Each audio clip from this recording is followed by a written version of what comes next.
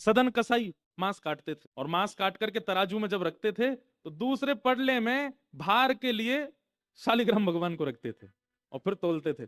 शालिग्राम भगवान के भार से एक एक जीव का मांस भार तोला जाता था और लोगों को फिर बेचा जाता था। एक महात्मा ने देख लिया और देख करके बोले राम राम राम राम, मुंह पे हाथ धर के गए, बोले ये शालिग्राम भगवान है, कितना बड़ा अपराध कर रहे हो तुम, इनसे तुम मांस तोलते हो, इनको दो हमको।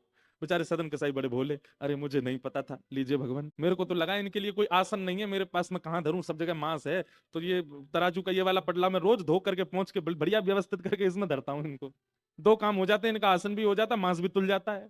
साधु बोले राम राम राम, ठाकुर जी से मांस तोलता है? लेकर के ठाकुर जी को गए, पंचामृत अभिषेक किया, इत्र लगाया, तिलक लगाया, चांदी के सिंहासन पर बैठाया, तुलसी की माला पधराई, मोगरा के पुष्पों से सजा दिया बंगला, और नैवेद्य 56 भोग बना करके ठाकुर जी के सन्मुख पधराए और ठाकुर जी से कहा जय जय, अब आप प्रसन्न रहो। कहाँ एक कसाई के यहाँ बदबू में, खून में, मांस में, रक्त में आप पड़े थे, अब आप बढ़िया सुंदर सिंहासन पर रहो। ठाकुर जी स्वप्न में आ गए महात्मा के और रोने लगे। महात्मा बोले क्या हुआ? बोले मुझे वापस वहीं छोड़ के आओ सदन कसाई के पास। महात्मा बोले जय जय, इतना अपवित्र स्थान, वहां क्या करने, आपको वहां क्या सुख मिलता था? ठाकुर जी बोले पता नहीं क्यों, वो इतना भोला है, इतना सीधा है, वो सदना हमको इतना अच्छा लगता है, जब वो तोलता था ना तो उसके तराजू में जब हम ऐसे लुढ़कते थे तो हमको बड़ा सुख मिलता था, हमको वहीं लुढ़कना, वहीं छोड़े आओ।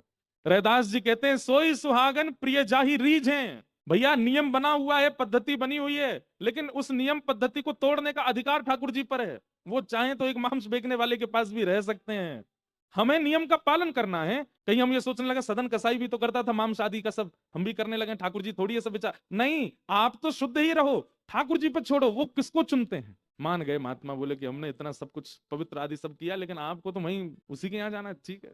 दूसरे दिन सदन कसाई के पास गए और ठाकुर जी हाथ में लेकर के महात्मा आए, सदन कसाई तो तुरंत कूद पड़े चरणों में, बोले भगवान मुझसे अपराध हो गया, आप मुझे दंड मत दीजिए। बोले दंड देने नहीं आए भैया, तेरी भक्ति की सराहना करने आए। दुनिया के लोग पुष्पों से, इत्रों से पूरे घर को महकाते हैं, तब ठाकुर जी को विराजमान करते हैं। तेरी ये रक्त मंडित, ये मांस मंडित, ये दुर्गंध युक्त दुकान में तराजू पर तुलने में ठाकुर जी को सुख मिला, ले धर इनको। उस दिन सदन कसाई के मन में आया मेरे इतने गलत व्यवहार को भी ठाकुर जी ने नजरअंदाज कर दिया, मैं किस योग्य हूं,